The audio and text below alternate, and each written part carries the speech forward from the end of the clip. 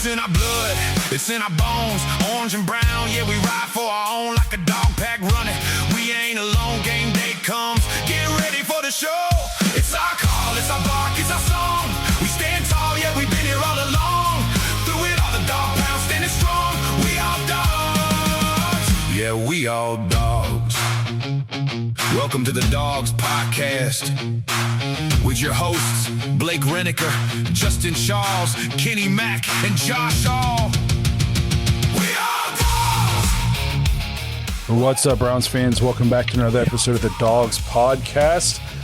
Coming to you with all four of us for the first time, and I don't remember the last time all four of us were on the show. I've been on here few and far between the last couple of months. It's been busy, out of the loop, so it's just, this is a good night to get the band back together here in the dead heat of June. Man, it is dead heat. It is dead heat, man. Hopefully you guys are all staying cool out there, staying safe in the heat. It's been crazy. At least we're not France. They're like jumping into random rivers, and it's like, get air conditioning. It's 2026. Like, all of Europe just doesn't have air conditioning. We have some Europeans on here that listen. Like, what are you guys doing? It's not that hard. You just get a unit, you plug it in, and then you're cooler. Just do it. Yeah. And then eventually it falls out of your window if you don't install it properly. Not a big deal.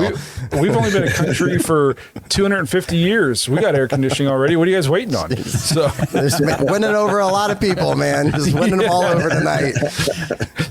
So I did not plan on starting the episode like that tonight, but here we are. Yeah. When you're in the lull of the off season, sometimes you just, you go off France, catching a stray. Catching strays right out yeah, the gate. Jeez. But we'll continue on with an actual episode here. I swear I'll try to reel it in and be professional from here on out.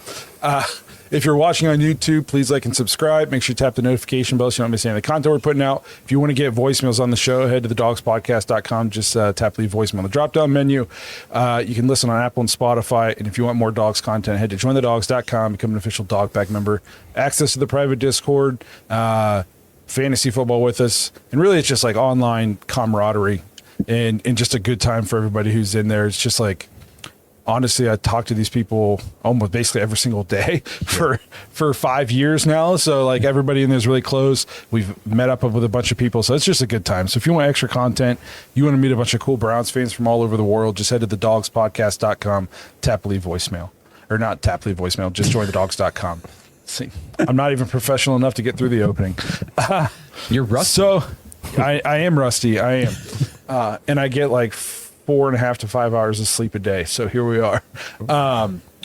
But before we dive into this episode and talk about the Browns, I want to look at the camera and say, LeBron, come home. Yes. Come on, baby. That's why I got my Cleveland shirt. I believe. I know you're listening. I know you're listening. I would imagine, I'm going out on a limb, but you probably one of our biggest fans. Come home. We need you. You'd fit us like a glove right now. We need a small forward. It'd be chef's kiss. Come home, right off into the sunset with another title. So that's my personal plea to LeBron. Come back. Can't write the script any better than coming back home for the reunion tour. I guess the last run. Come home. Yes. So before we dive into current Browns news, league news, all that stuff, I know Justin kind of had a topic he wanted to get into. So, Justin, what is it that you wanted to rant about to the people right now? It's not even a rant. I just, I was on YouTube like Monday, and, Johnny Manziel pops up. And it's Johnny, and he's talking about, fighting this battle of does he hate Cleveland, does he not? And he basically just said, I'm over it. Screw it. I hate Cleveland. I'm not getting over it. I hope they go 0-16 every season. And just kind of my thing though is we're talking 10 years down the road plus. And we're talking about a guy that in college was electric. One of my favorite guys to watch in college, like up there with Cam Newton's and stuff like that. You tuned in on Saturdays to watch Johnny Manziel. To come to Cleveland and have the career that he did, where now we have proof. You have watch a Netflix documentary where he's saying, I didn't watch any film, and he wears it like a badge of honor, and he's excited and just happy that, you know, he could scope by. And I don't understand how a guy can continue to hate a franchise and a city and a fan base that the fan base never did really anything, got behind him like they do with every stinking quarterback that we've had over the last 20 years and rallied behind the guy. And for him to be like, screw Cleveland fans, screw the city of Cleveland. Bro, you didn't do anything. You put zero effort into what you could have been. You could have been our guy for years, but you didn't put anything into it. All I'm saying is at some point, Johnny Football has to take some accountability for his career in Cleveland. We know it was dysfunctional. We heard the stories. We know the Shanahan PowerPoint stuff. We know all that. We followed this team our whole lives, but it didn't help that you brought zero to the table and you're doing coke and then going to meetings. None of that meshed with what we were trying to do, bro. You can root against Cleveland. You can say that guys did you wrong in the organization, and maybe they did. But at the end of the day, the fan base never did anything to you. And for you to actively still root against 0-16 when at the end of the day, I think there is remorse on his career about how things went. You can't be mad at anybody else, and you can't be mad at another team because nobody else took a chance on you because it was so bad in Cleveland. Other than the CFL, sorry. And this is you said we were dysfunctional. We were so dysfunctional that we drafted you. Yes, yeah. And forced you to play when you weren't ready, when we were doing well with Brian Hoyer. We're so dysfunctional that you showed up to a workout after a bender with no receivers or anything. You're just throwing to like your agent. And the Browns are like, this tracks. I think we'll take this guy in the first round. That's how dysfunctional we were. The only reason you were on an NFL team in the first round is because the Browns were dysfunctional. That being said, I've been a Johnny Manziel like defender. I've always had a soft spot for Johnny. It's crazy to me. I think there are way more people he should dislike than Cleveland. What about everybody at Texas A&M who just enabled you to be the worst version? There is a huge reason why you didn't make it in the NFL. They knew you weren't doing anything by the book. They knew you were lying and getting paid. They knew all this stuff. And all these, Kevin Sumlin, even his offensive coordinator, Cliff Kingsbury. They got huge paydays off of your talent. They knew you. They weren't holding you accountable.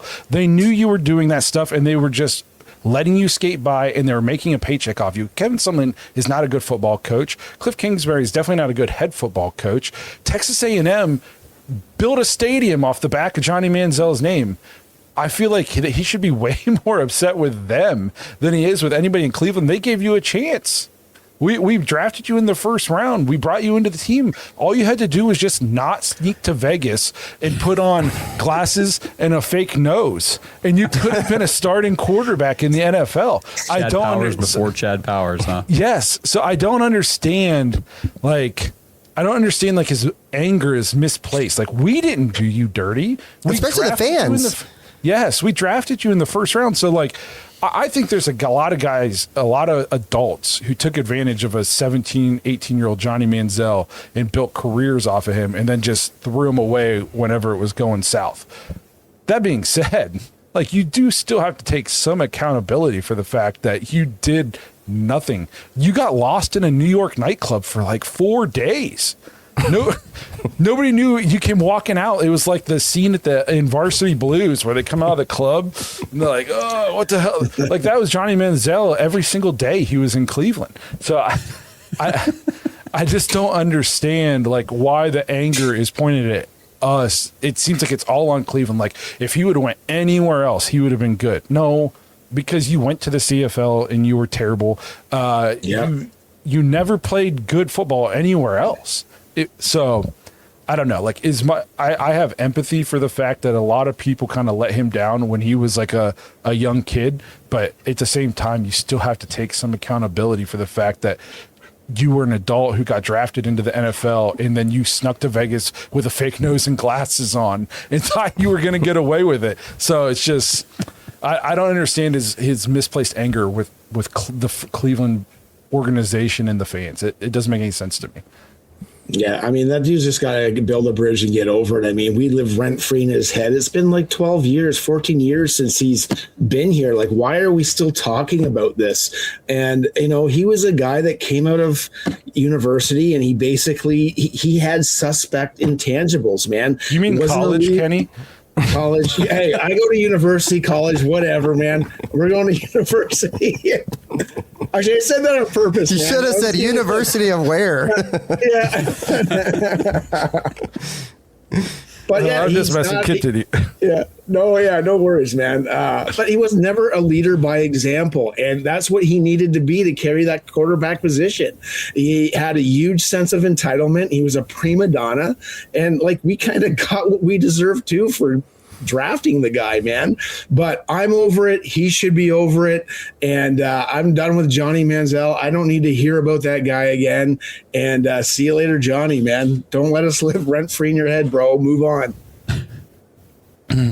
Absolutely. So I think, Josh, unless you have anything to add, I guess I'm glad, Justin, you put that out there. I know some Browns media was ripping him this week, so we figured we'd jump on the trend.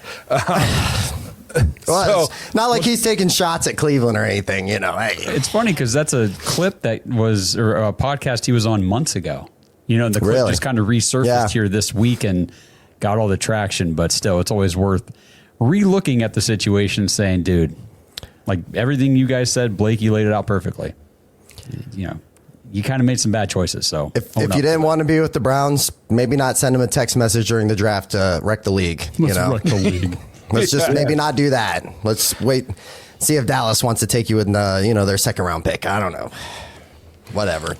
So we'll move on to some more not Cleveland Browns news. We got an update with the Brendan Sorsby thing. He's not going to continue any, litigation or whatever, lawsuit against the NFL. So he's not going to be unless he goes to the UFL, which I think is the only league that's willing to take him at this point. He'll basically just begin his draft prep.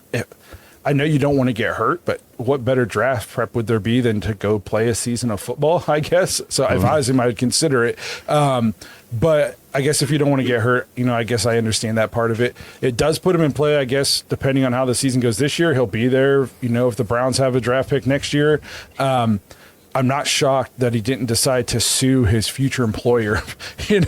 Probably not a good look. Like before you even get into the league, you try to take the NFL to court. Like probably just let it go. Take the butt whooping, and just we'll see you next year. So I'm not surprised he didn't pursue that avenue. Well, he did exactly what he needed to do at this point now. Like, just say you're sorry and be done with it and move on, And then the NFL has laid out that you can hit up your pro days, you can hit up the combine next year, just get yourself right. Because, at the end of the day, if he went through addictions counseling, he's just going to jump right into something, maybe not the best bet for him. So I think between the NFLPA, the NFL, and those guys, you know what I mean? Like, they basically came to a good path for him. I'm with it. My thing is what fantasy world are we living in that the guy that bet almost $100,000 during college is now like, I'm definitely suing the NFL to get into this draft. I got to get into this supplemental draft. Like, I'm with you guys. As far as like for him, probably the best case scenario, he could have got shut down straight up. I felt like the NFL and the CFL both kind of made like damning statements like, hey man, not a chance. Not a damn chance. We're not touching you right now. I'm kind of more curious about as far as what his draft stock looks like heading into next year now. Like, is he still a projected first round? I've a lot of baggage, man. He scares the crap out of me as far as like just talking about Johnny football and, hey, don't make mistakes out there. It makes me very nervous to, actively go after and look into the guy that was just completely betting illegally during his college days. I think this will be the thing I'm most interested to watch how it plays out, because there were a lot of people. I think Todd McShay was one of them early on that said, I'd do a first round pick in the supplemental draft to get him. Like, he thought he was that good. And I feel like opinions were all over the place. A lot of people said he's maybe a third round pick. I heard some rumors, whether they're true or not, that he got feedback from the NFL, whoever talent evaluators that told him you're probably a late day 2 pick. So maybe like late second round, early third round type of. That's why he decided to go back to college this year and didn't enter the draft. where's he go? You know, people wanted the Browns to potentially bid a first, maybe a second round pick on this kid. Where does he end up going now? He's not going to play, most likely, football for a whole year. We see what happens to these young quarterbacks. Everybody pretty much agreed if he's going to be a first round pick, he has to develop this year at Texas Tech. And now he does not have that opportunity. So I don't know, man. It's going to be interesting to see what happens with Sorsby now. That's why I feel like he should consider that UFL route.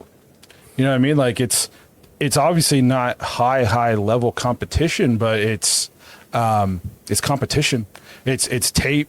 You know, we can see his mechanics. It's way better than watching you do pro day drills for the next year. You know, well, it's going to be better competition than whoever they're playing. Texas Tech was going to play week one is some of these college teams. You know that.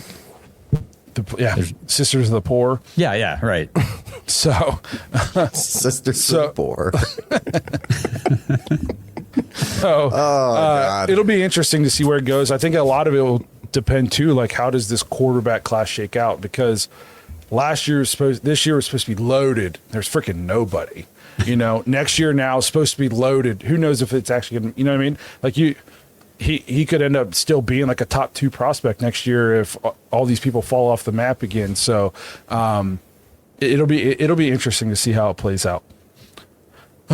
So let's move into some Browns talk now. We're finally here. If you've hung with us for the first 15 minutes, we're really going to talk about Browns football now. I guess we should just kind of talk right off the rip. Do you think there's any truth to these the Shedeur trade rumors? Because there's just a guy at work keeps telling me he thinks they're going to trade him, and I'm like, I would put it at near 0% chance that he's being traded. I don't even know where this came from. This is just. I think it's just this time of year, man. Like, there's nothing to talk about. I mean, you got guys like Des Bryant, and he's basically saying like he should be traded to the Saints. I'm like, what? They suspended the #1 draft pick on Tyler Shuck. Why would he even go there? But like the biggest thing is with the all these Shedeur things is they get clicks. That's what it is, man. And for Shedeur, that was drafted by what we all perceive as Andrew Berry, for him to let Shedeur go and not understand the talent that he has would be like super bizarre to me. I mean, what do you guys think?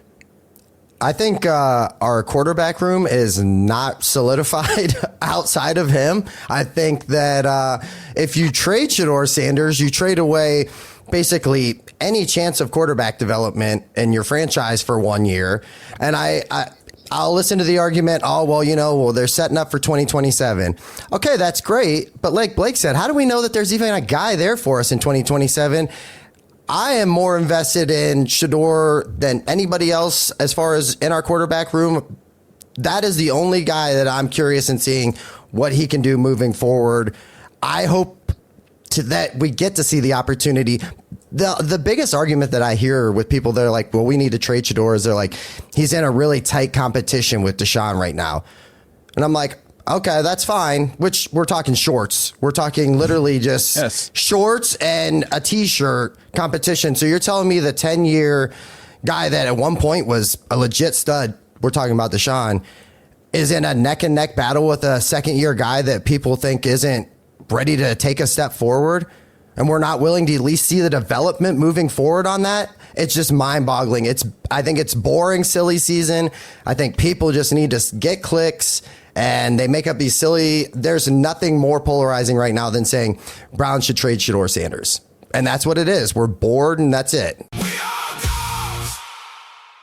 This episode is sponsored by Dash Dog Food. Browns fans, Butcher Box for Pets has rebranded to Dash Dog Food. Same great products, same great company, just a new name, a new brand, but with that comes an even better deal for you guys. Now you can get 60% off your first subscription order of the premium slow cooked nutrition dog food or the premium fresh dog food. Just go to dashdogfood.com/dogs, DAWGS, and use promo code DOGS. As you guys know, we're the dogs, but let's not kid ourselves. The most important dogs in our lives are, well, Our dogs. And they're not just pets, like I said, they're part of the family. So the question is, what are you actually feeding them? At Dash Dog Food, they believe in real ingredients. Their pet foods have been developed and certified by vet nutritionists to contain 0 artificial flavors or preservatives. You get protein-packed formula that includes pre- and postbiotics to support your dog's vitality and their digestion. And speaking of the benefits of Dash Dog Food, Dash delivers their high-quality food right to your door. So just choose the delivery schedule you need for your dog, and you can change, modify, or pause your plan at any time. So try it out today. Your dog will love you for upgrading their meal times. dashdogfood.com/dogs and use promo code DOGS to get 60, not 50, but now 60% off your first subscription order of the premium slow cooked nutrition fresh dog food or the premium fresh dog food. Minimum purchase of $34, 60% discount applies to subscription orders only, 1 use per customer, cancel at any time. This episode is sponsored by Trollco. Browns fans, there is a phrase that has been used around the blue-collar world forever. Dirty hands, clean money. The idea that you show up, you put in the work, and you build your ideal life because of it. Sound familiar? That is Browns country. And Trollco is a clothing brand built around that very belief. 2 guys who worked the oil patch looked around and could not find a single brand that represented people like them. So they started making workwear, tees, hoodies, and hats all by themselves. You know, gear for the person who works hard all week and still brings that same energy to the tailgate on Sundays. And I know I'm talking Cleveland in general, but Northeast Ohio is that blue-collar, work hard, earn what you have area. Whether it's you or somebody you know, a family member, your dad, your brother, uncle, whatever the case may be, you guys know what that dirty hands, clean money phrase truly means. So check out what they have to offer. Head to trollco.com/dogs. That's TROLLCO.com/dogs, DAWGS, and use code DOGS25 for 25% off your first order. I mean, a lot of it was coming from, well, if he doesn't win the job. So if Deshaun wins the job, Shedeur's the backup, should they just trade him? That right there, first of all, I was like, even if Deshaun gets named a week 1 starter, he's only going to play a couple games, I mean, before he gets hurt or sucks so bad. So we're going to need somebody else. I don't know. I feel like a lot of the media, if you're actually listening, which I don't fully recommend it, but reading some headlines here and there, Mary Kay, Tony Rizzo, some of these guys, they're starting to talk about, well, Shedeur, he closed the gap in the spring. Maybe this is a tighter competition. Maybe he does have an edge in this department or that area or whatever. And it's like, before the draft, Mary Kay was saying after 3 days of minicamp in shorts that they should just name Watson the starter right now. Boom. Make him the QB1. And she said, let's go. Off shorts practices. Yes. They haven't even learned the full offense yet. And now she's out there saying, well, maybe Shedeur will stay. It's like, oh my gosh. Like, we've been saying it this whole time. There's only one quarterback it makes any sense to play this year, and it's Shedeur Sanders. Thank you. What's the benefit long-term for seeing any Deshaun Watson on the field? Like, nothing. There's none. There's none to me. Years. Yeah, there's none to me. It doesn't make any sense. And Zach Jackson has put this out there. He's like, guys, good point. He doesn't. Deshaun does not look that good. There's a couple highlight throws here and there, but overall, he looks like the same dude who can't throw, isn't athletic, can't. It's all the same stuff that we've seen in every single mini camp so far, and he's called it ever since the guy got here. He's just been blunt. He doesn't sugarcoat it. He just tells you what he sees. So I don't think like Deshaun is just magically going to turn back the clock to 2020 or whatever it was.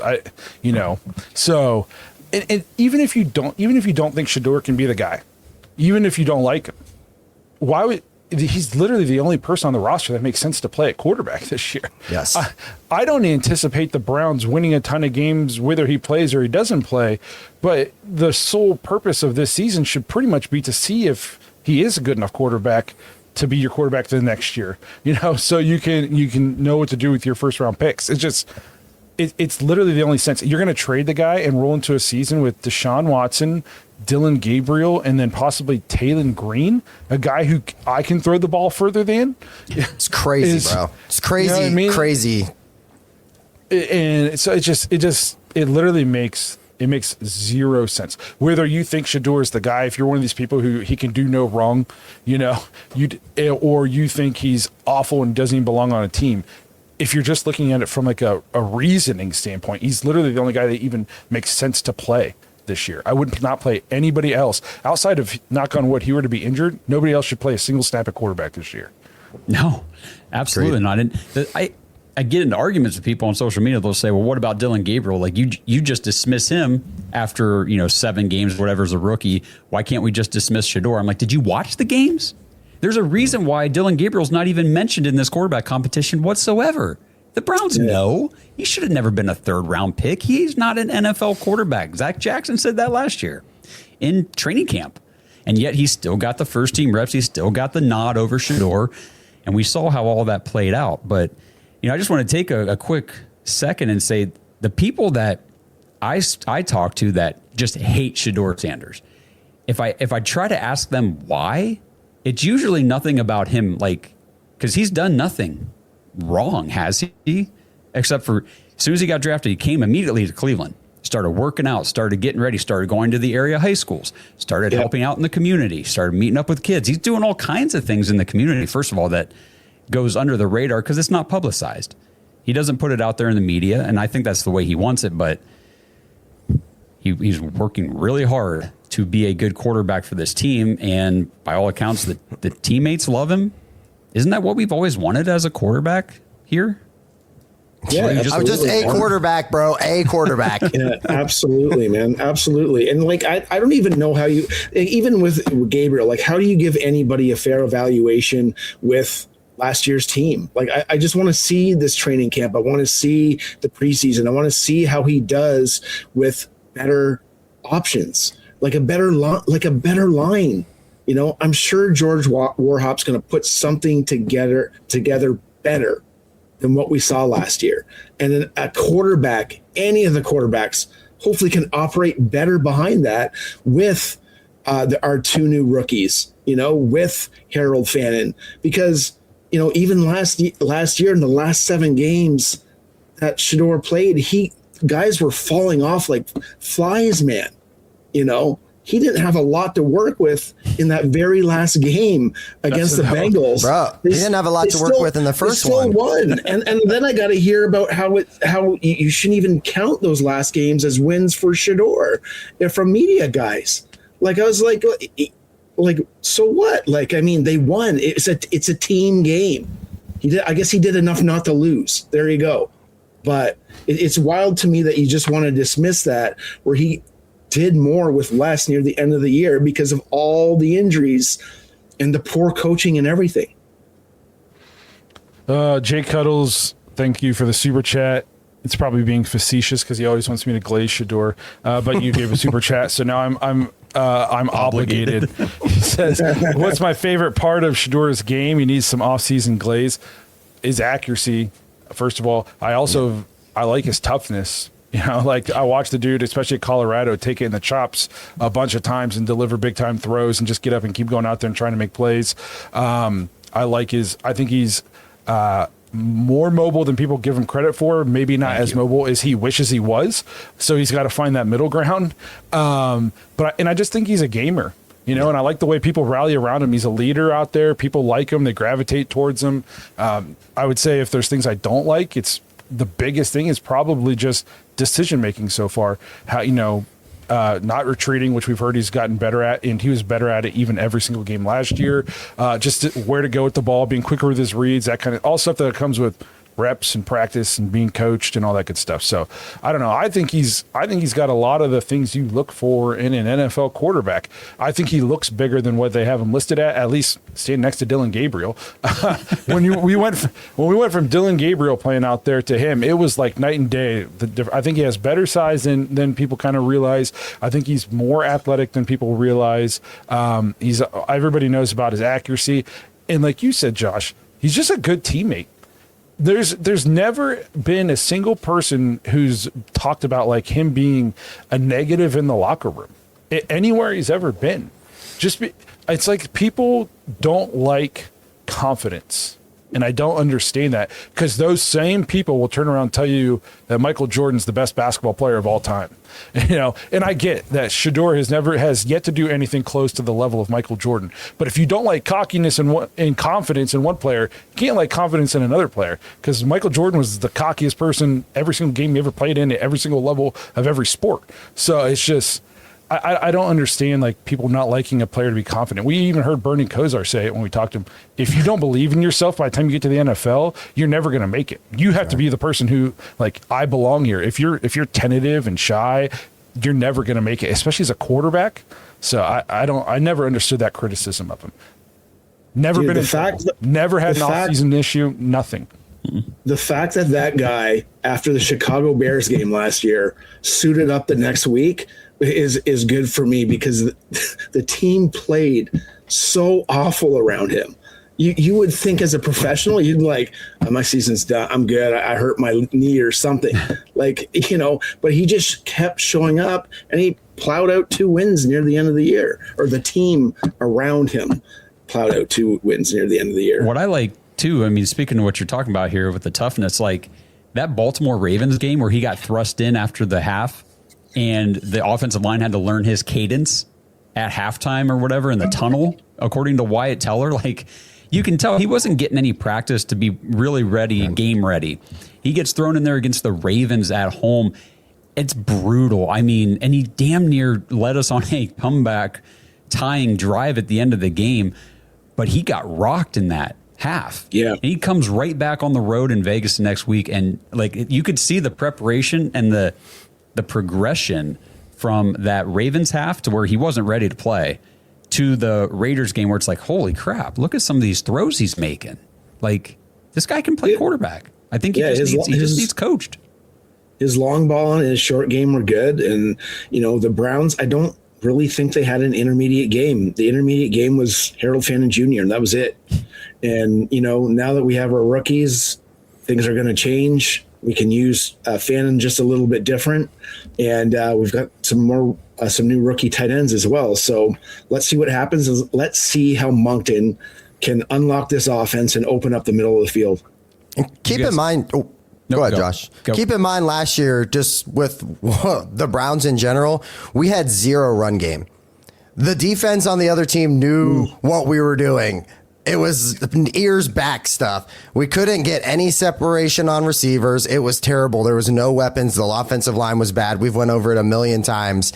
I need to see what he can do with these weapons, with a capable offensive line, as long as they can develop some chemistry and stay healthy. I think there's a lot of nice young pieces on the offense that could help this kid. And I include him in that. I include him in that young talent that we're bringing up. I don't look at it as like, we got these nice young receivers for, somebody 2027 or 2028. I look at it as like, we got these guys for him. Let's see what he can do. Did you guys see this other super chat, Blake? Did you want to read it or? No, I did not see it. So Jay Cuddles, another super chat, says, Did you all see what Jalen Ramsey said about Shedeur and their duel when he played the Steelers? Did you guys see that video clip? Jalen Ramsey talking about that? I'm glad I watched it then. Okay. So Jalen Ramsey was talking about, and I don't even know where the video clip was from or where they were having like a conference meeting. I don't know. You guys in the chat, let me know what the situation was. But he was talking about when the Browns were playing the Steelers, and he was trying to tell whoever, I think the safety or somebody, like, hey, go this way or whatever. I forget the whole details of the story, but basically he was trying to bait Shedeur into making a bad decision on a play. Like, he really thought he had him. He thought he had the look. He thought, whatever. Jalen, he's like, I got him right here. And then he says Shedeur made a decision in the play. I forget what it was. He didn't throw the ball where he thought he was going to, and I think he ended up throwing the ball away because of the pressure coming at him. But afterward, he said, like, hey, I was trying to get you to throw over here. And Shedeur said, I know, I saw that too. And he was like, oh, okay. Like, it was something he didn't really expect a rookie to pick up on. And Shedeur did. No, that's a good point. He was a rookie, and people expect him not to be a rookie. I mean, he had the 10 interceptions. People complain about that. And, there's the guys like Peyton Manning that set the interception record, and they still got another chance. He had 7 games. Let the kid develop, and let's see what he can do. Well, even like, even everybody, there's a lot of Baker fans out there still in his first year starting. He threw 27 touchdowns, but if I remember right, didn't he throw like 24 picks or something? He threw a bunch of picks. I'll get some numbers for you, Blake. Go ahead. He threw a lot of picks, and obviously he threw a lot more touchdowns. He also had Nick Chubb, a top 3 offensive line, David Njoku, a healthy younger David Njoku. He had Jarvis Landry. Yeah. You know what I mean? Like, he had people to throw to. He wasn't playing behind a high school offensive line and throwing to Harold Fannin and then a band of misfits. So, And he also played more than 7 games as a rookie. Everyone's like, oh, he only threw 7 touchdowns. Like, well, he played 7 games. Like you said, with a terrible talent around him and still trying to progress each game. Imagine if he had 13 games to continue that progression. And I was less concerned last year because the talent around him was so bad, because he took over a team that had tons of injuries already and pretty much had mailed it in for the season. I was way less concerned with what his numbers would be and way more concerned with just improvement. How does he play? Is he holding the ball too long? Are we seeing improvement from game to game with decision making? And I thought every game, something he struggled with the game before, he was a little bit better at the next game. Again, I'm not a person who's going to stand here and say like Shedeur is going to take us to the Super Bowl this year, but I think he definitely showed enough. I don't care the numbers. Tell me somebody who put up good numbers on this team last year? Nobody, So it's one of those Myles Garrett. Yes, I just saw enough that anybody else playing would just be ignorant. There'd just be no point. Completely agree with you, bro. Completely agree with you.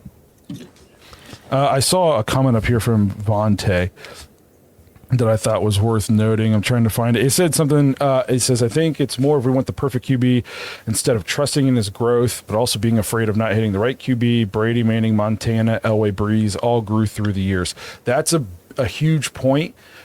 Like, obviously, Dylan Gabriel, you watch him play, it's not there. Okay, there's no point in wasting the time because it's not there. Shedeur Sanders plays. You see some size, you see some athleticism, you see some throws. Okay, maybe it's not perfect. Maybe he's not putting up numbers, but you're seeing tools, you're seeing things he can do well, things that you can build on. Maybe there's something there. So then you try to develop that in play. People like to always talk about, I hear this all the time. If the Browns would have drafted Josh Allen, they would have ran him out of the league. He never would have became Josh Allen. 100%. So the same Browns fans will say that, and then in the same breath turn around and say that Shedeur sucks and we should just trade him and cut him. Like, well, what how often you find the quarterback who just from day one hits the ground running and is Patrick Mahomes? Almost never. Like Andrew Luck and Patrick Mahomes come around once a decade. You got to stop. You want to find a guy who can be your franchise leader, but you have to just stop like tossing people away immediately. Patrick Mahomes had him sit for a year too. Yes. If you see intangibles, if you see tools, if you see things that you think you can build on, you got to give him a chance before you just throw him away. Again, don't get married to a bad decision. Dylan Gabriel, it's clear as day he can't play. Okay, but that's not the case with Shedeur. He did things that made you think, okay, he can play. Justin, do you remember Jalen Hurts' rookie season? He played. I think he started the last 4 games of the season when they benched Carson Wentz. Probably wasn't great.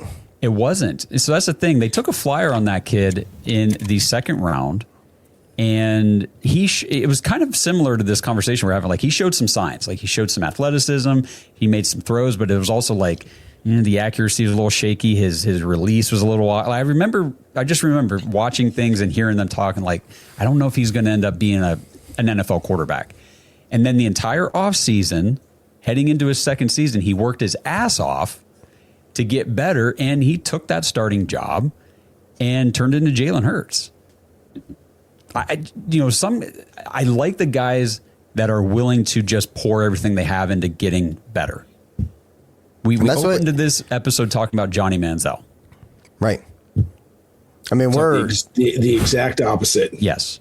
We are 27 years into this thing, and we have people talking about just trading away Shedeur Sanders so that we can run Watts and Gabriel and a 6th-round rookie out there and hope for what results that would be positive moving forward. We just lost one of our best players because we couldn't figure it out.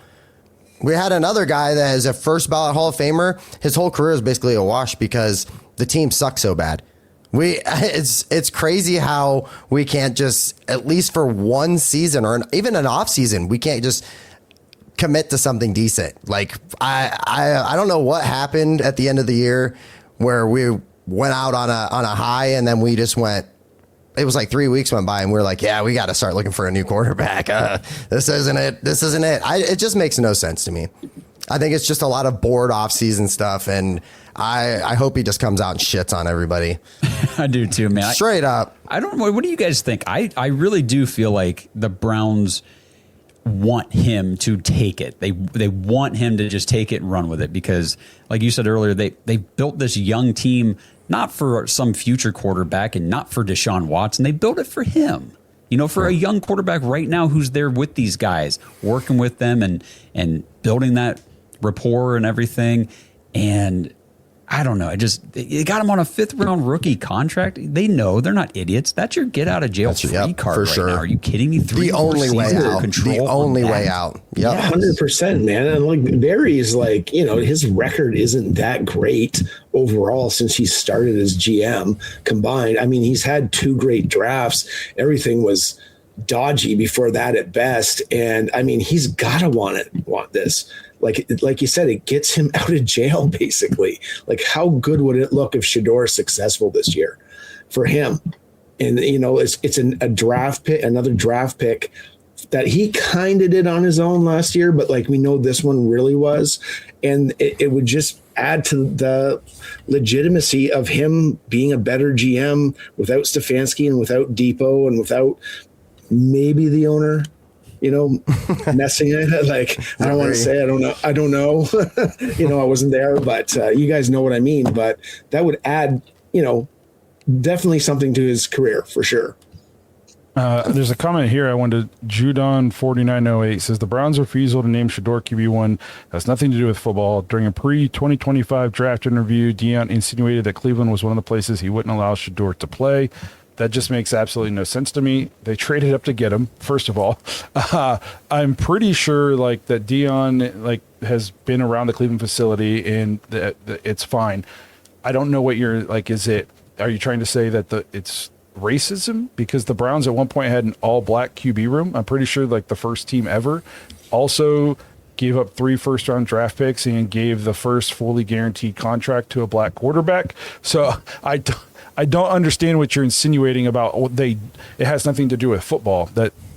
That's the kind of stuff that annoys people.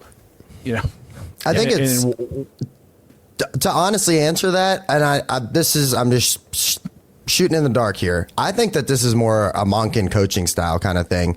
I think that he sees some, like we've talked about. He's a grinder. I think that he kind of looks at it as like, hey, we're gonna have an open quarterback competition.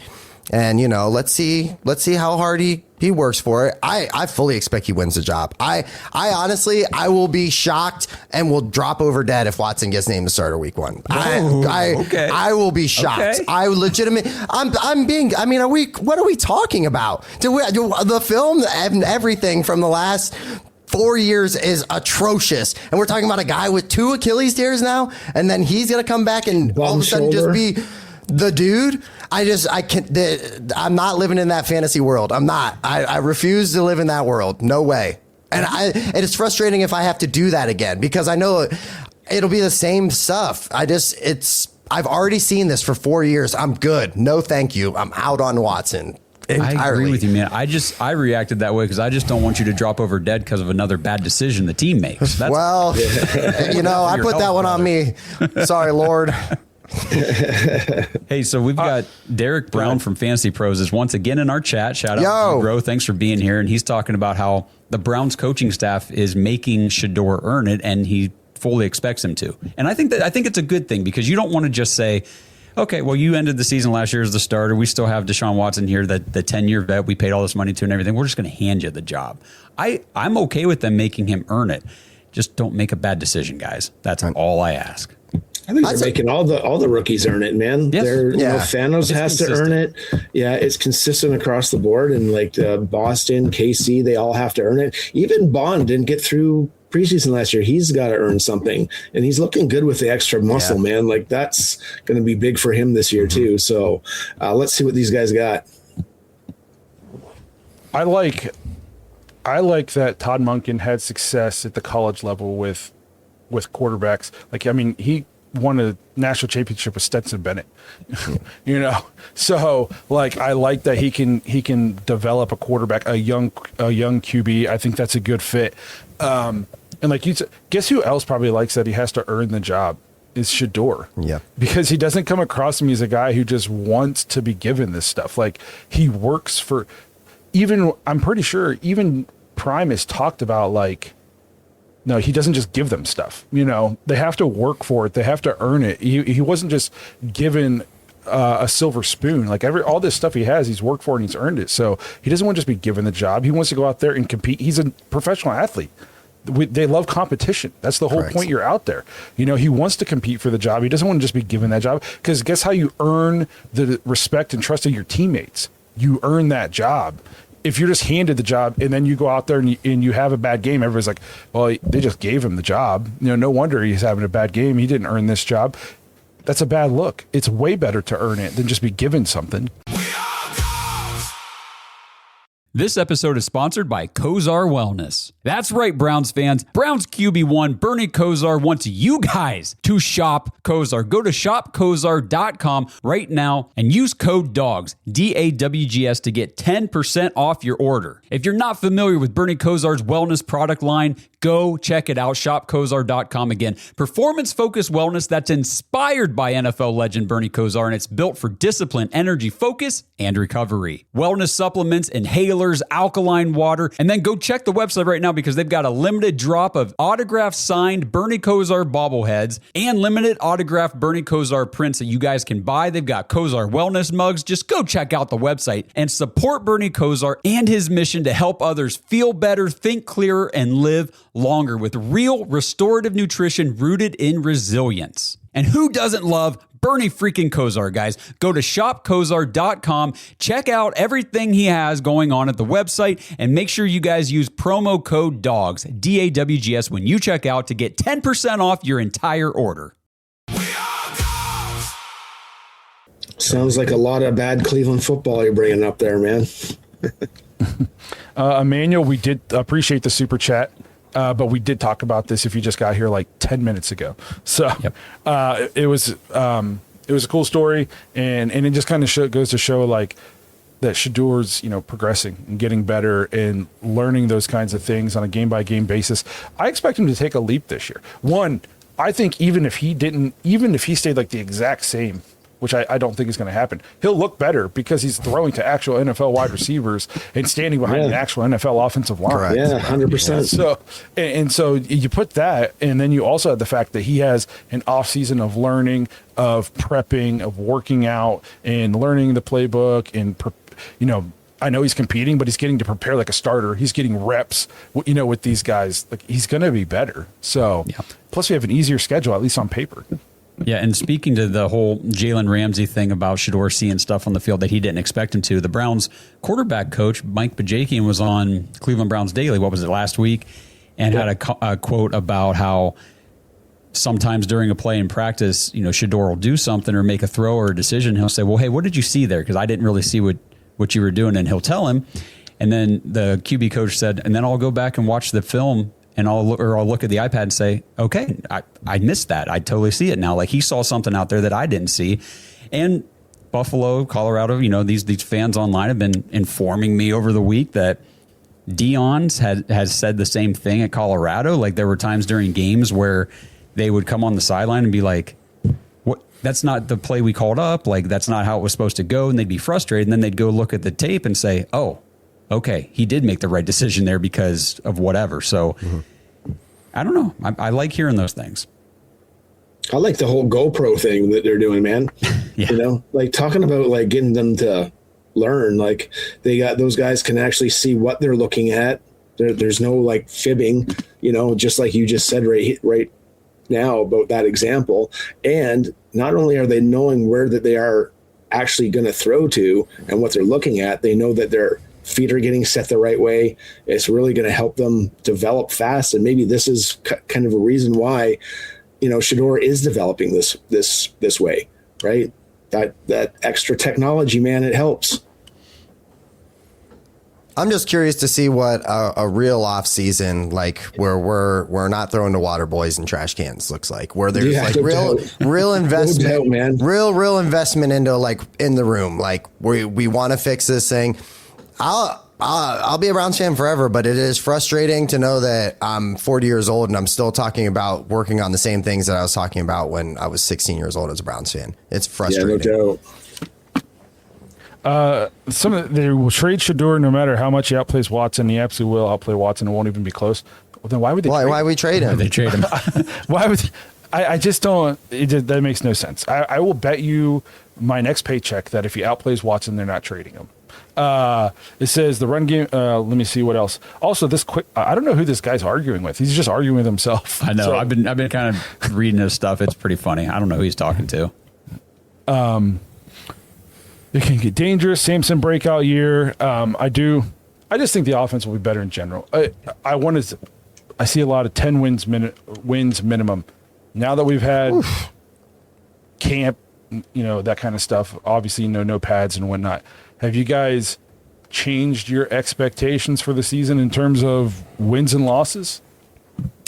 I think you're a 5-12 team until you're not, and I just need to see that offensive line. I don't think the shorts and seeing all this stuff in the mini camp is good enough right now for me to make a decision. I need to see more.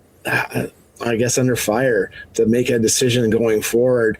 They aren't even fully installing the offense yet. I don't think. Like, both quarterbacks are really just learning. You got a bunch of rookies running new routes. I just don't see.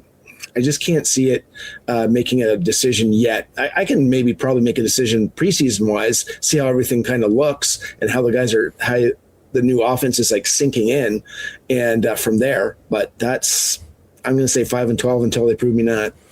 I'm always on that, like, we're going to be like a 10-win season until about half of the week 1 game. And then I'm like, God. And, and then just watch them for, 17 games. It's a great time. I think we're going to need to continue to temper. That's been my thing here lately. Just temper those expectations because of how young the team is, how inexperienced. I think they're going to be fun to watch. I think they're going to be good, but I think there's going to be mistakes that we're going to get really frustrated with, but we got to just hope that they get worked out early in the season and don't continue to drag on through the entire year, because a lot's going to depend on how quickly these young guys get up to speed. Yeah, and I'm not trying to be negative on it. It's just like you are flipping your offensive, defensive coordinator, new head coach, and we lost Myles Garrett. You know what I mean? Like, there's going to be a lot of changes and what ifs. We did this exact same thing last year, and I'm not ready to do it again until I see just a little bit more play on the field before I can figure out what's going to happen. A lot of what ifs right now. A lot of what ifs on every pretty much whole new offensive line.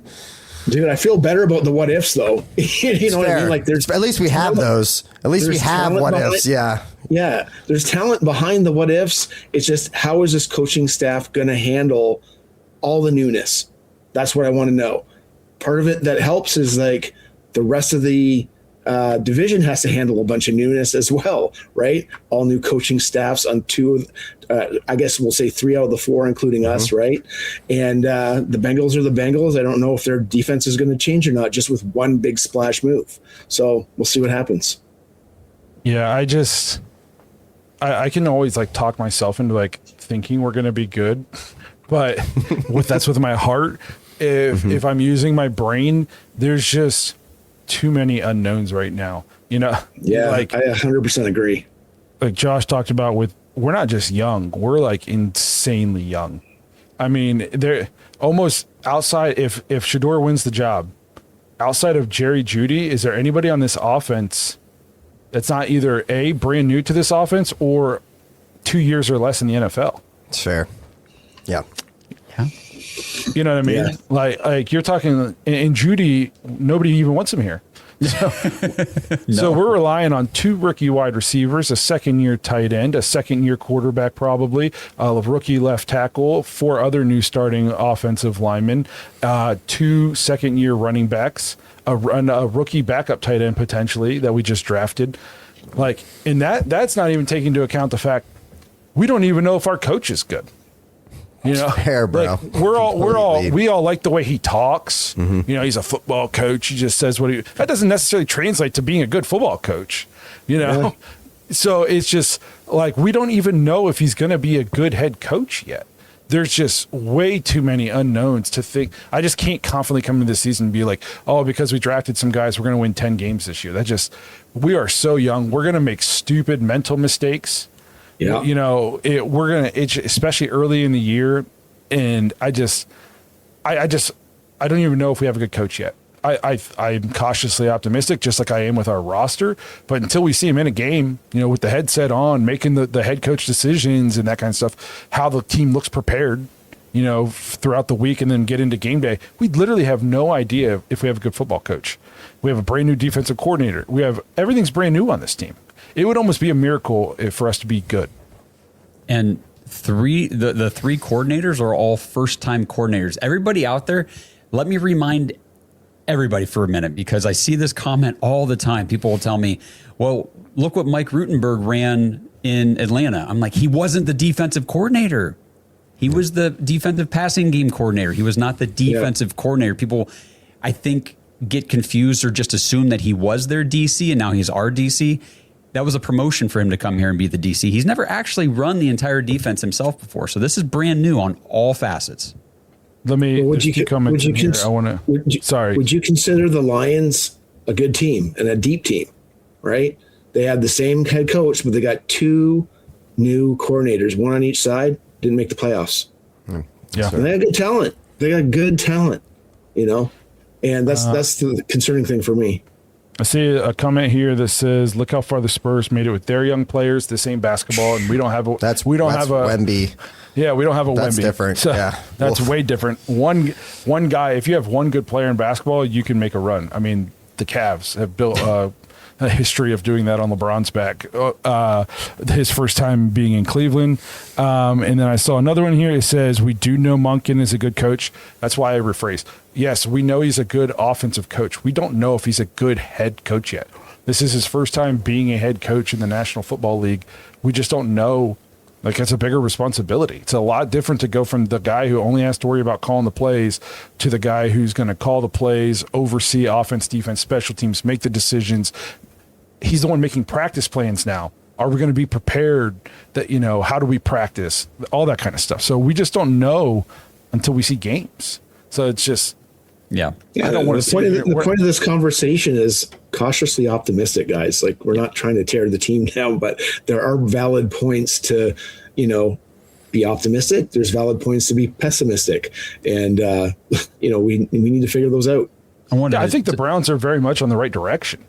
Yes. Yeah, 100%, man. Just because I don't necessarily know if we're going to be ready to take the leap this year because we're so young, it doesn't mean I don't think that we're not ascending. I definitely think we're on the right track. It's just, are we a team that's going to go from terrible to playoffs in 1 year with all this turnover? That's a tough ask. I wanted to address Kay Slade's comments here. I've been reading in the chat just a little bit, talking about Deshaun Watson, how there's been some chatter about, well, if, you know, he plays well, the Browns could potentially, they'd be open to extending him. They say Haslam has had every reason to get rid of Watson, yet he's outlasted Myles Garrett. It's only because of the dead cap on his contract. If the Browns could have financially cut him in March this past year, they would have. I guarantee it. They couldn't. You cannot cut Deshaun Watson. You can't trade him because of, I mean, I guess you could if you eat that, but the dead cap would make it impossible to field the roster. You wouldn't be able to pay guys. It's so big. That's why they had to restructure his contract so that when they cut him next offseason, they can split his dead cap over 2 more seasons. It's that much. So, yeah, there's a plan to get rid of him. It just can't happen like that. Till June 1st, 2027, but I'm not counting. Yep, we'll designate him in March. If so many other people are saying Shedeur can read defenses, why does Jason Lloyd say otherwise? Who are those mysterious sources? I don't know. And here's, listen, I don't want to talk crap about other people, but just like I don't watch the Ultimate Cleveland Sports Show. Like, because of stuff like it's just I don't know how anybody watches it. That's all I'll say. Like, it's just people yelling at each other. I don't get it. So, but yeah, that's his sources. Who knows who they are? I did not see Anthony Lima's comments, so I'm not sure. Who was talking about Anthony Lima?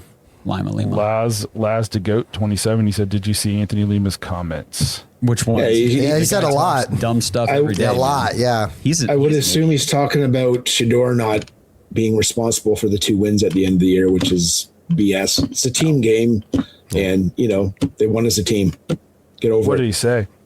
Well, at one point, I think it'd be disingenuous to give Shedeur credit for the last 2 wins of the season. He said something along that lines. I'm paraphrasing, but he said you can't give Shedeur any credit for those wins. Like, basically, he did nothing to help facilitate the win over the Steelers or the Bengals. And then people definitely brought the receipts of the he threw a touchdown pass to Harold Fannin Jr.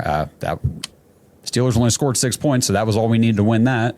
And then the game-winning drive, the field goal drive at the end of the Bengals game, Shedeur made some big-time throws on that drive. So yeah, that's right. Kind of hard to say the defense won those games single-handedly when you needed those things to happen from your quarterback. Here's the thing: is if we would have lost those games, he definitely would have blamed him for losing them. You know what 100%. You know what I mean? So we say this all the time, the quarterback gets too much of the credit when it's going good and and too much of the blame when it's going bad. I guarantee you, if we lose those games, it would have been Shedeur's fault we lost. But we win the game. I'm not saying he deserves all the credit, but he doesn't get any of the credit. He was the starting quarterback in the game we won. So, so I don't understand how he doesn't get at least a little bit of the credit. Cleveland media is bad, man. It really is. It's bad. All right. Well, do you guys have anything else, or should we wrap this thing up? We had a whole bunch of other mini things we wanted to talk about, and then that's okay. Just got on this good conversation we need to have. Yeah, absolutely, man. Hey, the future is bright. Just be very realistic about it, and based on all the changes. Yeah, expect bumps and bruises and ups and downs, and then if things align somehow and the ball goes our way more than it doesn't, and we win more games than you expect, be happy. We don't expect it to be an 11-win season. It can't be any worse. I mean, seriously, last year and the year before that was about as low as it can get, and it's like we've been low, man. Yeah, I'll say that in between 2 years ago and last year, people talked about. They said the offense can't possibly be as bad as it was last year. And I remember getting on there and being like, I think it might be worse than it was the year before. Like, what do you mean it can't be worse? Well, you've done nothing to improve it. And then it was worse. I have it's not going to be worse this year. It'll be better. I don't know. Yeah. Yes, I don't know how much better it'll be, but we have actual athletes in space now. We're going to spread the ball around. We will hopefully be able to block, So the offense, I don't know if we're going to be the 2007 Patriots, but it'll be significantly better than it was the last 2 years. It has to be. If anything, I'm saying it now. I'm saying it now. It literally can't get worse. So I agree. It's got to be better. They look way faster out there. You can just tell the way they're moving. They're moving quick, fast. They're explosive out there. I mean, even Jared Verse, man, he looks explosive when he hits something. I like what I see out of the guys. It's just a matter of getting that team and getting that winning culture around. Yeah, it's huge. My hot take for the year doesn't have to do with the offense. It is going to be, I just came up with this. The defense won't fall off as hard as initially thought. No, I agree. Agreed. Yeah. Obviously, losing Myles Garrett sucks. But I think moving on from Jim Schwartz is actually good. I'm excited to see the new defensive coordinator. I think Jared Verse is a very good player, and Myles Garrett, as much as we loved him, he wanted sacks the last 2 years because we weren't winning any games. I think Jared Verse will come in play more of like a complete complementary style of defense at times. He can still get after the passer and create pressures. He'll stop the run. I have Carson Schweschinger coming back year 2 now. I don't think the defense is going to fall off as hard as barring everybody stays healthy. So that's my hot take. Yes. Browns will stay a pretty decent defense this year. Give me some depth. Give me some depth on that defense. Yeah, I like the Quincy Williams addition to Carson Schweschinger. Yeah. I think that's going to be a tandem at the linebacker spot that's going to be fun to watch. And this whole idea of the Browns utilizing 3 safety looks more often under Rutenberg, we got those 3 safeties now. Yeah. And I'm pumped. Like, I'm pumped to watch how that defense looks, because I've been reading some stuff about the 3 safety and how that's more of a new trend in the NFL, and they're trying to offset some of the offensive advantages that have been growing. And you know how this league is. It's every year. It's defense changes a little bit, then the offense, then the defense, and it's back and forth. No 2 years are the same. I love it. Basically offsets the 21 personnel. That's Yeah. the point of the 3 safeties, correct? Yes. Yeah, I've been banging on that hammer too, man. 3 safeties, you need it. Get after it. Let's go. And we got it. All right. Well, let's wrap this thing up before, I get in trouble. Here we go. Yep, boss is calling. So we appreciate you guys being here, hanging out with us for our first 4-person episode in what feels like an eternity.